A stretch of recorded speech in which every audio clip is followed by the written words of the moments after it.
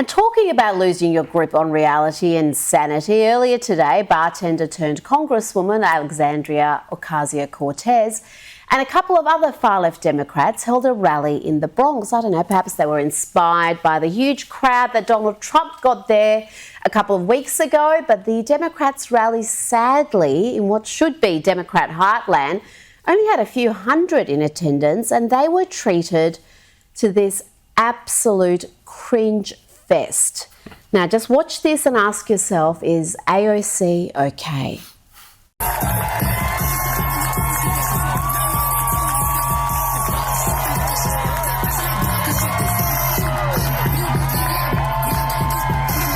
Give to Biden before any major speech. She doesn't seem okay to me, and it only got worse when she spoke.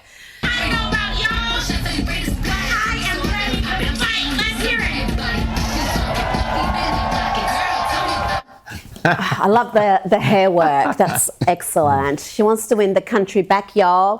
From whom exactly? I don't know, illegal immigrants, Joe Biden. She does realise the Democrats are in the White House.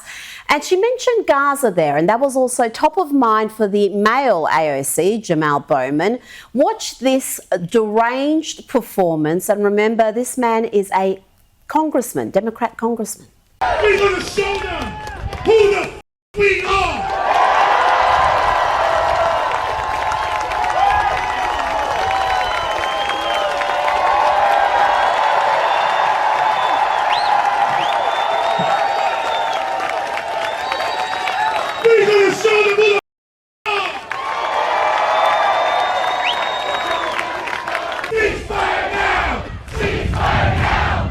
Boy, oh boy, oh boy, oh boy, oh boy. We got to talk about a pretty humiliating rally for AOC, Jamaal Bowman, and Bernie Sanders in the Bronx, okay? Because AOC came out and claimed that Trump's Bronx rally would not have real so-called people of color from the Bronx at the rally. However, people actually showed up in droves. There were a ton of people that showed up to that rally.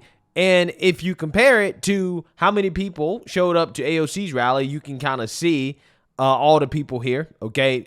It doesn't look like it was nearly as much as the amount of people that showed up to Trump's rally. And it definitely was not anywhere close to the amount of people that showed up for the Trump rally in Philadelphia today, which we're going to talk about later.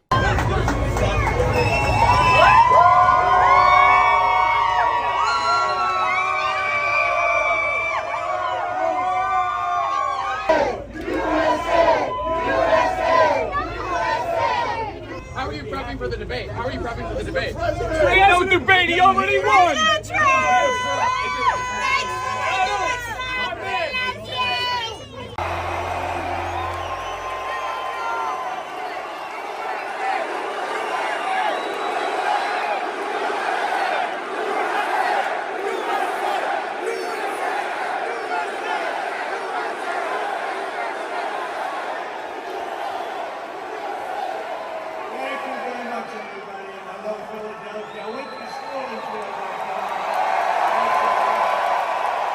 Yeah, AOC can only dream of having a rally that big, okay? She bought the progressive champion, Bernie Sanders, socialist Sanders, to a rally in the Bronx, and not only was her crowd small compared to the Bronx rally that Trump had, but also on top of that, she got protested, okay? Because apparently, according to the far left, AOC and Bernie Sanders are sellouts, okay? Because they are not being pro-Palestine enough or anti-Israel enough, okay? And again, this rally featured Jamaal Bowman, who should have been expelled by Congress from the Republicans, but because they have no cojones, this guy's still there. However, the good news is that this guy is essentially desperate because he's about to lose his primary race versus another Democrat. I mean, this guy was down by like 14 to 20 points, okay, in a recent poll. He's getting blown out, okay? So this guy is desperately trying to keep his job that he could lose as early as the end of next week, I believe. So let's actually watch some of this film because this is going to show you some of the protests, the counter-protesters that showed up to push back against Bernie Sanders and AOC. Say it loud, say it clear. We don't want no sellers here.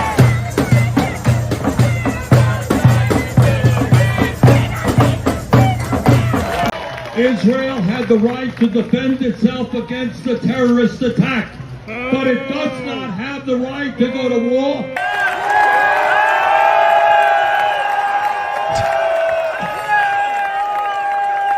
What a clown. We gonna show them who the f we are. Bowman! Bowman! Bowman! Bowman! Wow. Yeah. So I think that guy's going to get voted out of Congress. I really do. That rally, in my opinion, was humiliating. And one of the reasons why is because not that many people showed up. And again, this was in New York, by the way, in their backyard, right? The Bronx. This is your backyard, and you only got a few hundred people to show up when Trump got probably, 20,000 people? Okay. I doubt they got 1,000 people, right? They might have got 1,000 people, but I doubt it. AOC, Jamaal Bowman, and Bernie Sanders, okay? Also, top of that, these are the same people who mocked Trump, again, when he had this Bronx rally, saying that his support is fake and that New York will never vote for Trump. But it seems as if it is a possibility that New York could flip red in some of the latest polling, showing that Trump is actually closing in on Biden in New York. Position. Indeed, in the latest poll, he is winning in every swing state. Every swing state. The latest Emerson College polling would be giving Joe Biden nightmares if he had any idea what day it was. And the polling also shows, incredibly, that New York is in play. The bluest of blue states could turn red. Surely not, but this is the latest Siena College data that's showing Trump is within striking distance after a surge in support from black and Jewish voters. Yeah, so New York might not be a swing state yet, despite Trump's amazing Bronx rally that was a lot more successful than AOC's Cringe Fest rally with Jamaal Bowman and Socialist Sanders.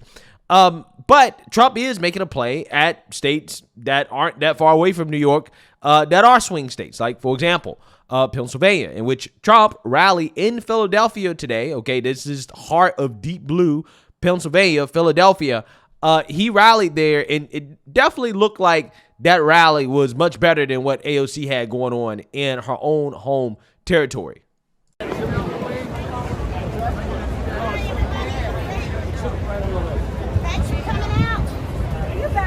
We travel from New York to support President Trump, the people's president, the only one who can save the United States of America from destruction from within by the radical left and the Democrats that want to destroy this country without realizing that if we lose this country, they have no place to go. Trump 2024, alabío, alabao, alabim, bao, bao, Trump, Trump.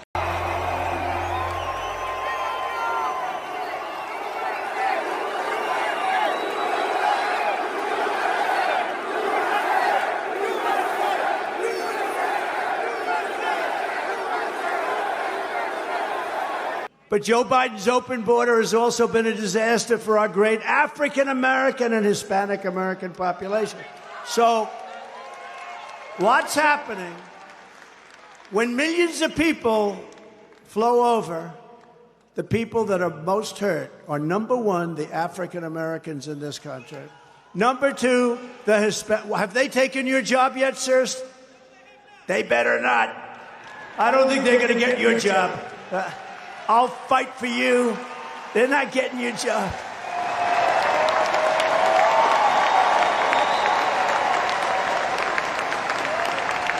Nobody's getting his job. But I will tell you, they're taking African-American jobs and Hispanic-American jobs. You know who else they're really affecting? The unions. And I have to tell you, we have a lot of Teamsters here. Do we have a lot of Teamsters?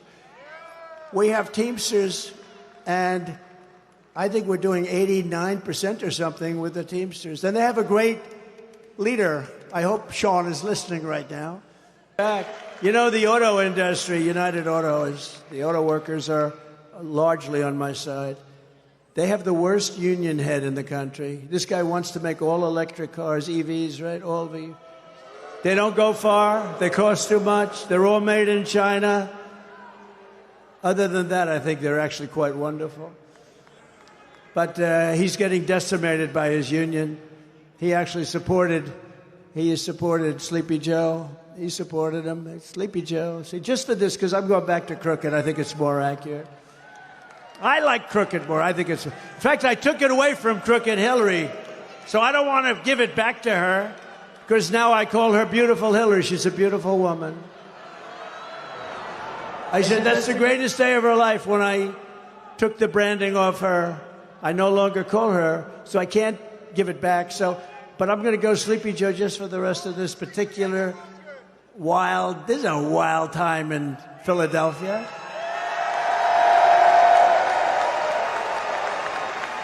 Yeah, so you seen that, you heard that. Okay, another huge rally for Trump. And during his visit to Philadelphia, again, he's trying to win the state of Pennsylvania. Pennsylvania is a swing state. Apparently, he made an announcement that he's decided who his VP pick is going to be. And these are the three people that allegedly are the finalists. Former President Donald Trump says he's finally decided who will be joining him as his VP on the Republican ticket this November. I want to get straight to Steve Contorno, who's live at a campaign rally in Philadelphia. All right, he says he knows, but what more details do we have here? Omar, we have been hearing in recent days that former President Trump has narrowed his list of frontrunners down to Senator J.D. Vance, Senator Marco Rubio, and North Dakota Governor Doug Burgum. Well, today on the way to this Philadelphia rally, he stopped for cheesesteaks, and he said he has made a decision. Listen to what he said. Your vice president is. Pick Tulsi! In my mind, yeah. Do they know? Do they know? Nobody knows. That's right. Tim Scott your way, baby. Win. Trump went on to say that he will make an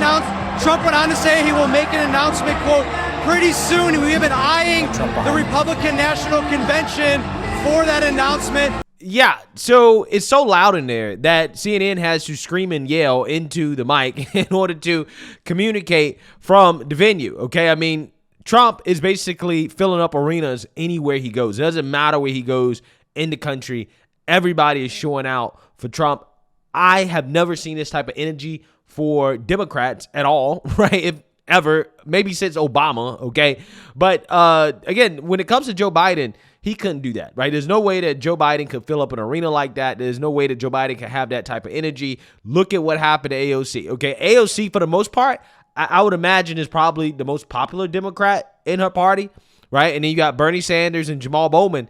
Jamaal Bowman not popular at all, but Bernie pretty popular. And they couldn't fill up the park in the Bronx the way that Trump did. Again, it's not comparable, right? If you can't see the difference, then you should have your vision checked, right? I'm so serious. But out of these three candidates, okay, Doug Burgum, the governor of North Dakota, you have Senator Marco Rubio from Florida, and then you have J.D. Vance, who is the senator from Ohio. Now, J.D. Vance and Doug Burgum are two guys that I've been telling you that if I was the Trump campaign, if I was Trump, this is how I'll be thinking about it, right? You have to try to shore up your weaknesses. Right now, when it comes to the voter base from a demographics perspective, Trump is doing well in swing states that are more diverse. So Trump himself is attracting those Hispanic and black voters that Democrats covet. He's getting enough of them to flip swing states like a Nevada, like an Arizona, like a Georgia that are more quote unquote diverse, okay? But where Trump is struggling, okay, and what I mean by struggling, I mean either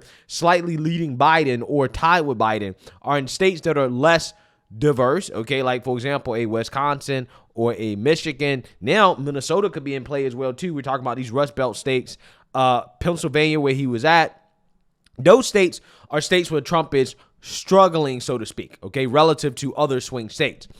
Somebody like a Doug Burgum or J.D. Vance, who are from those areas relatively, would be a big boost, right? It would be a big boost for a state like Pennsylvania to have somebody like a Doug Burgum or a J.D. Vance on the ticket. Why do I say that? Is because, again, when you're reaching out to those blue-collar type of voters, somebody like a J.D. Vance or a Doug Burgum will definitely be able to speak to those people a lot more, okay, than some of the other individuals that were on Trump's VP list that would help him show up to vote when it comes to so-called minorities. However, Trump doesn't really need to do that anymore because himself, he is enough, right? But again, you still have Marco Rubio there from Florida, which is not necessarily a state that Trump really needs in regards to more support, because Trump is essentially the king of Florida, right? But Marco Rubio is Hispanic, okay, and he is a sitting senator, and he was somewhat competitive when he ran for president. He was popular. He's good at raising money, but I don't see him as really the guy, right? I don't think that he's going to be the pick. He could be the pick. Either way, I'm just saying that at least if these three finalists are actually the finalists, then you can see why J.D. Vance or Doug Burgum or Marco Rubio, they're on the list. Why are they the finalists? Well, again, with J.D. Vance and Doug Burgum, it's because they're going to help him the most in those states, right? And I think that's the direction that he's ultimately going to go in. Now, again, I could be wrong, but essentially, I said months ago that, yeah, Doug Burgum and J.D. Vance, look out for those people. Now, again, I've changed my mind over the past few months, but lately I feel like I've been like, yeah, J.D. Vance, Doug Burgum makes a lot of sense considering the polls. And I said this, when Nikki Haley was in the race, I said Trump doesn't need to make any decisions until he can see the polls and where he's really actually struggling, right? And again, the states that he's struggling in, it just so happens that, again, a J.D. Vance or Doug Burgum will help him out the most. I personally think if I had to guess, I would say it's going to be Doug Burgum. And the reason why is because Doug Burgum is a businessman. He, again, is from North Dakota. He's well-spoken. He's somebody that I think is not going to take away too much attention from Trump. But at the same time, he's going to be very good in regards to dealing with the media, which is the number one qualification that you're looking for from your VP pick. Okay, how well do they deal with the media? Because, again, the media is going to be relentless during the Trump administration. So you need a vice president that can go out there and actually take on the media. And I think that Doug Burgum is pretty good when it comes to the policy. I think that him being governor is executive experience. Like, he kind of understands how to run things, how to get things done. And I think ultimately, again, if I was Trump, that's probably who I would pick. So, hey, we'll see. I don't think that Trump could go wrong with any of these three picks, or if he decides to shock the world and pick somebody that's not on that list, okay, then, hey, I don't think he's going to go wrong. I trust Trump's instincts when it comes to his VP pick. I just can't wait till he actually announces it so that we can stop speculating about it. But it's coming sooner rather than later, so it seems. So let me know what you guys think. Make sure you like, comment, and subscribe. Most importantly, share a Black conservative perspective. Peace.